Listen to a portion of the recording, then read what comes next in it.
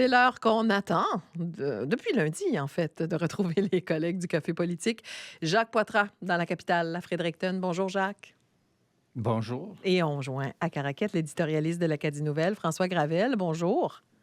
Bonjour Martine, Courtney Sarrault de Ouais. Moncton, deuxième médaille aux Olympiques, sa première individuelle. Elle pourra en gagner d'autres dans les prochains jours. Puisque c'est le café politique, j'ai promis à notre réalisateur que si je parlais d'Olympiques, ce serait avec un angle politique. Alors, Oh, c'est faible un peu, mais je ne serais pas étonné de voir l'Assemblée législative rendre hommage à Courtney Sarrault plus tard après les Olympiques, surtout si elle continue d'empiler les médailles. absolument. Je pense qu'on peut même s'y attendre. Nous allons, sans plus tarder, passer au premier sujet qui nous occupe cette semaine, chers collègues du Café, avec quand même pas mal de choix encore cette semaine. Je vais commencer dans la péninsule acadienne, tout seigneur, tout honneur. Il y avait de l'action dans votre coin, François, hier, Oui, oui. alors que la planète politique provinciale y était, ou à peu près. Une annonce... secrète, et j'ouvre des guillemets pour les auditeurs de la radio. Mais ça m'a rappelé une annonce de Brian Gallant devant la Chambre de commerce en 2018 que c'était aussi, où le nouveau pont s'en venait. Cela dit, cette fois-ci est la bonne, semble-t-il, François. Semble-t-il, puis j'ai vu dans les réactions beaucoup de gens qui sont sceptiques, qui se posent la question. Et c'est un peu, je comprends, ces personnes-là, ces annonces-là sont venues, sont passées, des promesses ont été faites, n'ont pas été respectées. Dans ce cas-ci, par contre, le message envoyé est quand même fort. Oui, Bon, oui. d'abord, l'annonce en question, 1,5 million de dollars en préparation là, pour la construction d'un nouveau pont qui reliera Chupagan et l'île de la Mecque. Ça, on le savait déjà, cet argent-là. Ça avait été annoncé lors du dépôt des budgets Oui. en immobilisation là, du gouvernement. Bon. Ce qui est nouveau, ce qui, à mon avis, devrait réjouir la population, lui donner espoir, en tout cas cette fois-ci, c'est le signal qui est envoyé par le gouvernement. Quand la première ministre se déplace comme ça avec plusieurs ministres et qu'elle annonce au micro devant une salle pleine, je confirme à tout le monde, la Mecque, Chupagan, la péninsule acadienne, que vous allez voir votre nouveau pont. Ça envoie un message très fort sur les intentions du gouvernement. Voir le premier ministre qui s'engage de cette manière-là, ça témoigne normalement d'une volonté de livrer la marchandise. Est-ce qu'elle va le faire? L'avenir nous le dira. Mais ce qui est intéressant ici, c'est contrairement à l'annonce de Brian Gallant à l'époque, ce n'est pas une annonce préélectorale. Il reste encore 3 ans avant le prochain scrutin.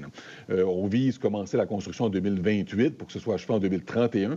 Les libéraux ne s'en cachent même pas. Là. Ils veulent que la construction débute avant le scrutin pour éviter qu'à la suite d'une possible défaite électorale, on ne sait jamais, qu'un nouveau gouvernement n'annule tout, là, comme la dernière fois. Il y a eu plus de faux départs dans le dossier du pont que dans une course de patinage de vitesse aux Jeux olympiques. Alors, c'est normal d'être méfiant, mais j'ai le sentiment que cette fois-ci, ça pourrait être la bonne pour les gens de Chupagan et de l'île de la Mecque. C'est intéressant et j'ai pensé à un politicien aussi qui a été au centre de ça, Robert Gauvin, qui était venu Oui. souhaiter l'aboutissement de ça quand il était vice-premier ministre sous Higgs.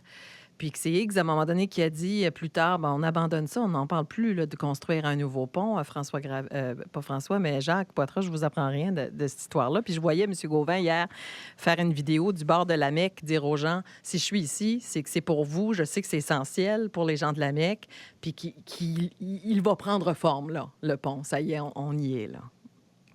Je me souviens du premier budget du gouvernement, budget d'immobilisation du gouvernement Higgs, quand le pont était mentionné et Robert Gauvin a invité plusieurs maires de la péninsule de venir à l'Assemblée à Fredericton.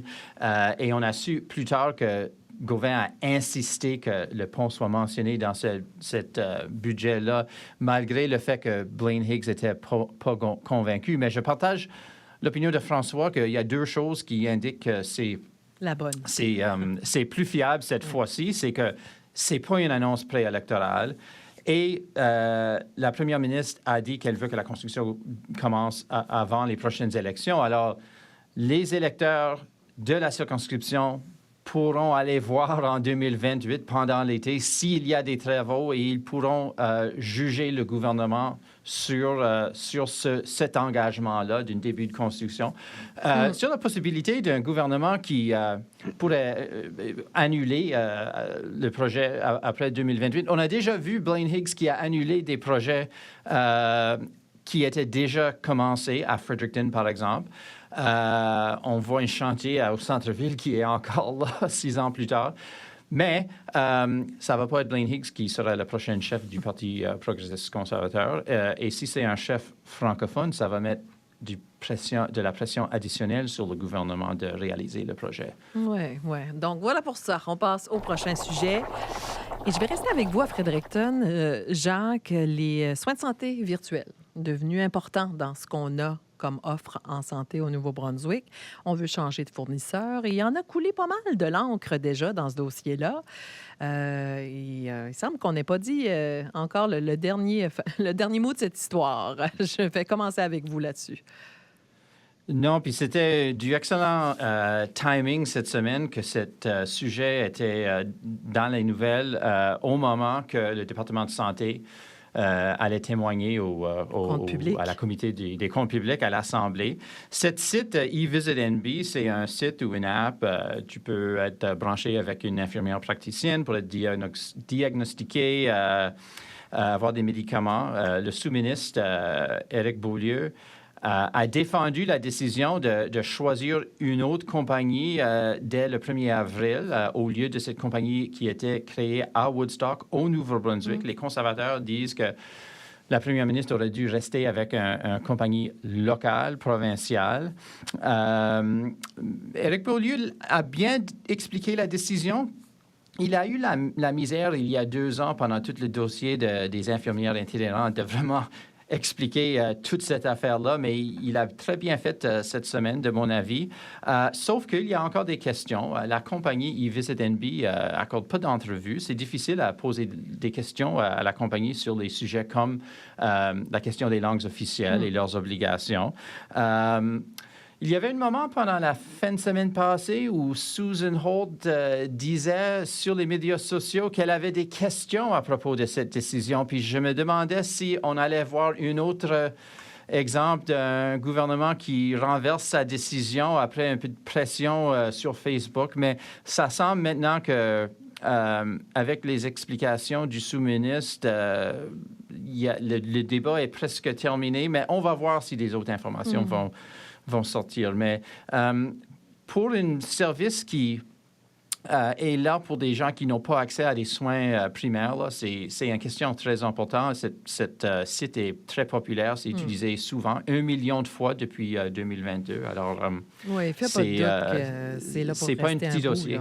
Oui, c'est un gros dossier, vous le dites bien. Puis la première ministre a réitéré ce matin qu'elle tenait à cette offre-là, François Gravel. Et je trouvais intéressant ce matin de lire dans votre journal que la PDG de Vitalité a dit, bien, nous autres, on pourrait chapeauter ça, nous, les soins virtuels à Vitalité. Il y a toujours un petit jeu de souk à la corde qui se joue quand des programmes sont ouverts. Je sais que Vitalité intervient souvent dans ces dossiers-là, dans l'espoir de réussir à s'accaparer, avec son expertise quand même, là, ici, là, pour différents dossiers. Pour eVisitNB, plus précisément, le contrat prend fin à la fin du mois prochain, ne sera pas renouvelé. C'est une entreprise du Luxembourg qui a obtenu le contrat. Il y a eu un appel d'offres. eVisitNB a perdu. Et normalement, ça devrait être la fin de l'histoire. Sauf que quand on parle de soins de santé, c'est toujours plus délicat là, comme sujet. Il y a des gens qui sont habitués à eVisitNB qui vont éprouver des frustrations là, en passant avec un nouveau fournisseur. Et de toute façon, c'est difficile de juger pour nous là, si le nouveau fournisseur qui s'appelle Found Ever peut offrir ou non une meilleure qualité de service que ce qui est déjà offert présentement. Ce qui est intéressant dans l'histoire, c'est l'importance qu'accorde à ce dossier-là l'opposition progressiste conservatrice, là, qui semble voir là-dedans la craque dans l'armure du gouvernement Holt. L'angle d'attaque des conservateurs, c'est de souligner que eVisitNB est une entreprise néo-brunswickoise et qu'il faut lui donner priorité. Dans la dernière semaine, j'ai vu passer au moins 3 communiqués de presse signés par le porte-parole de l'opposition en matière de santé, qui est Bill Hogan, l'ancien ministre de la Santé, de l'Éducation, avec des titres comme « Arrêtez, ne signez pas », avec des points d'exclamation. Dites à Susan Holt de donner la priorité au Nouveau-Brunswick. La première ministre du Nouveau-Brunswick n'est pas la première ministre pour le Nouveau-Brunswick. Alors, chaque fois, c'est toujours ce même message-là, donner priorité à eVisitNB, et les libéraux n'aident pas les entreprises de la province. Ça reste à voir si c'est un argumentaire qui va faire mouche. Le nouveau fournisseur de services, si le nouveau fournisseur de services est supérieur à l'ancien, j'ai le sentiment là, que les utilisateurs et les patients vont hausser les épaules en apprenant d'où vient l'entreprise au lieu de déchirer leur chemise dans un sursaut de nationalisme. Une entreprise, selon ce que nous dit le ministre de la Santé, John Dornan, se le dit, là, qui est présente au Nouveau-Brunswick depuis presque 30 ans et qui compterait au moins 150 employés dans la province. OK, ben voilà pour visite. On va passer au prochain sujet. Je vais retourner vers vous à Fredericton, Jacques. Ce sont nos collègues de la CBC qui ont suivi ce dossier-là assez inusité, mais ça revient de temps en temps. Là. Ben, en fait, plus largement parlant, on revient à l'occasion sur le salaire de nos élus. Mais c'est pas toujours l'élu lui-même qui parle de son salaire.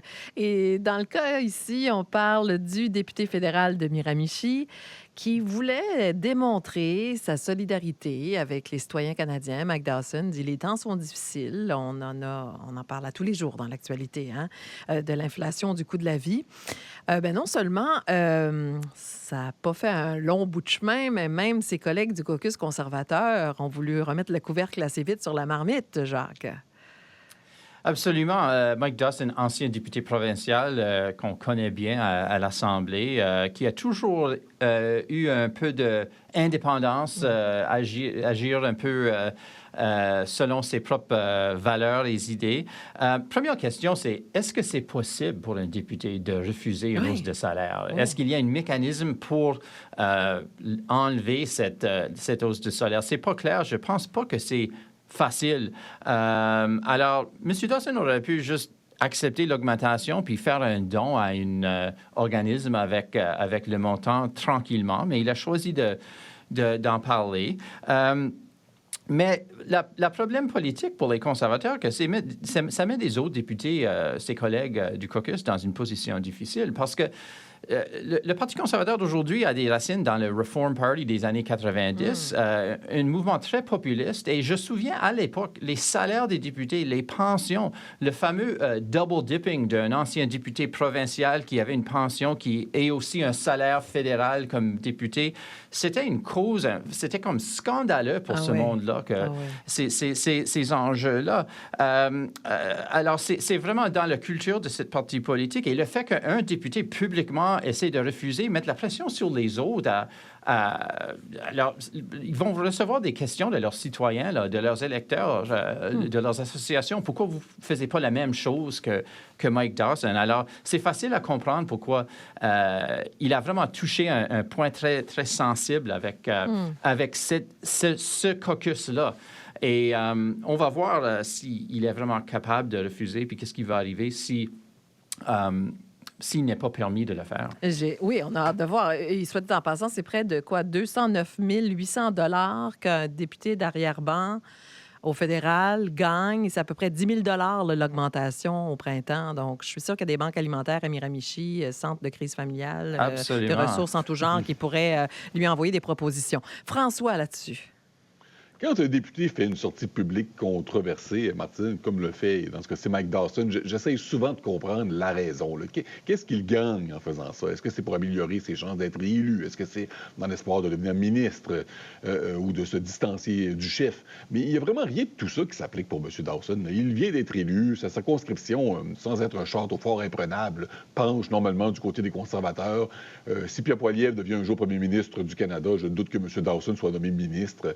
Et il nous dit que la hausse de salaire qui va être accordée aux parlementaires en avril est indécente, là, environ 10 000 sur le salaire annuel, que ça ne passe pas le test de sa boussole morale. Et peut-être bien qu'il ne faut pas chercher plus loin, là, peut-être que c'est l'unique raison qui le pousse effectivement à rejeter cette augmentation de salaire. Une conviction, c'est très possible. Et dans ce cas-ci, ça lui a valu les félicitations de la Fédération des contribuables, un organisme de droite qui plaide pour un gouvernement moins dépensier. Mais par contre, au sein même de son parti, et Jean qui a fait allusion, c'est un petit coup d'éclat qui ne passe pas, mais alors pas du tout. Autant CBC que le Telegraph Journal rapportait ce matin, hier, que le ton a monté là, au cours d'une réunion du caucus conservateur, là, au point où M. Dawson, qui voulait prendre la parole, a finalement quitté le caucus, n'a pas claqué la porte. Il est encore député conservateur, il ne s'en va pas, mais a quitté la réunion en question alors que les autres députés étaient en colère après lui. Pour ma part, je suis très ambivalent face à ces actions. Comme éditorialiste, j'ai souvent écrit dans l'Acadie Nouvelle à propos de l'importance en tant que société de bien payer nos élus municipaux, nos députés provinciaux, nos députés fédéraux. Si on attend toujours qu'il n'y ait plus personne qui tire le diable par la queue, bien, aussi bien dire que le salaire de nos élus sera gelé pour toujours. Mais en même temps, on ne peut pas vraiment critiquer un député qui croit suffisamment en ses valeurs dans ce cas-ci au point de rejeter une augmentation de salaire. Ben voilà, pour ça, on passe à vos cafés. On retourne dans la capitale, à Fredericton. Quel café avez-vous et pour qui cette semaine, Jacques Poitras? J'ai des cafés au volant pour Daniel Alain et Don Monahan, les deux candidats pour les chefferies du Parti PC qui promènent dans la province en cherchant de l'appui maintenant pour leur candidature. Et c'est très intéressant de voir qui appuie quel candidat dans cette course. On voit que Don Monahan a eu l'appui de Chris Austin et de Sherry Wilson, deux députés actuels conservateurs. Daniel Alain, pendant les dernières semaines, annonce de l'appui de certains politiciens conservateurs, dont Ted Fleming, ancien ministre, Mike Holland, ancien ministre, Rodney Westian, ancien député fédéral conservateur de Saint-Jean. Et ce que je discerne dans cette dynamique-là, c'est pas nécessairement une dynamique linguistique dans la course, mais une dynamique entre l'établissement du parti et l'aile populiste du parti, ce qui pourrait jouer un rôle très intéressant dans le résultat. J'ai aussi des cafés très, très corsés pour les députés conservateurs sur le comité du compte public qui semblent, cette semaine, avoir pas remarqué ce que Stéphane Robichaud les avait expliqué la semaine passée. On citait souvent cette semaine ce chiffre de 40 000 personnes additionnelles qui n'ont pas accès à des soins primaires, de 238 000 personnes dans la province. Un chiffre que Stéphane Robichaud nous a expliqué la semaine passée n'était pas fiable, était un calcul par le gouvernement qui n'était pas basé sur des données précises dans son sondage. Mais voilà, ce chiffre est répété, puis maintenant, ça rentre dans une autre plan de réalité. Oui. Wow, on dit qu'il faut répéter souvent, hein? Des fois, avant qu'on comprenne une notion, qu'on apprenne une leçon à l'école. Exactement. C'est peut-être ce qui se passe. OK. Avec vous, François, les cafés cette semaine. Moins des cafés que des gorgées de café qu'on avale tout croche dans la gorge au point de s'étouffer. Là. La première gorgée aux politiciens ou fonctionnaires qui a préparé le sondage du gouvernement provincial portant sur les consultations prébudgétaires. Sondage qui comprenait des questions qui cherchaient clairement à influencer le répondant, à donner la réponse souhaitée par le gouvernement. L'exemple qui a fait le plus fortement réagir, êtes-vous d'accord avec le fait que les écoles de moins de 100 élèves devraient être jumelées à d'autres écoles plus grandes si la réduction du nombre de petites écoles peut contribuer à financer d'autres priorités telles que les cliniques de soins en collaboration. C'est quelque chose. Donc, on demande aux gens, est-ce que ça vous dérange de fermer des écoles si ça permet de financer ensuite des cliniques de santé? Et en plus, on peut se demander pourquoi la province fait cette consultation-là, alors que le processus budgétaire à ce moment-ci est certainement déjà terminé, ou sinon sur le point de l'être. J'imagine mal que le sondage, on peut répondre jusqu'à hier à ces questions-là, va servir ensuite à remodifier tout ce qui est certainement déjà terminé. Là. Autre gorgée qui passe mal dans la gorge, cette fois-ci au recteur des 4 universités publiques de la province, l'Université de Moncton, du Nouveau-Brunswick, St. Thomas et Mount Allison, ainsi que leurs étudiants, qui ont appris que parmi les propositions à l'étude du gouvernement provincial qui cherche à réduire son budget, la province pourrait cesser de payer leurs factures d'impôts fonciers. On parle de millions de dollars. On se doute que si la province cesse d'absorber cette somme, la facture sera refilée aux étudiants. Hey, messieurs, encore une fois, un super beau café. Merci beaucoup pour votre présence. Je vous souhaite une belle semaine. Puis, on se retrouve au prochain Café politique. On continue de lire vos éditoriaux. François Gravel dans l'Acadie Nouvelle et vos reportages à CBC, Jacques Poitras. Merci beaucoup. Merci. Bon vendredi 13 et joyeux Saint-Valentin. Ah, vous de même. Plein d'amour. À vendredi prochain.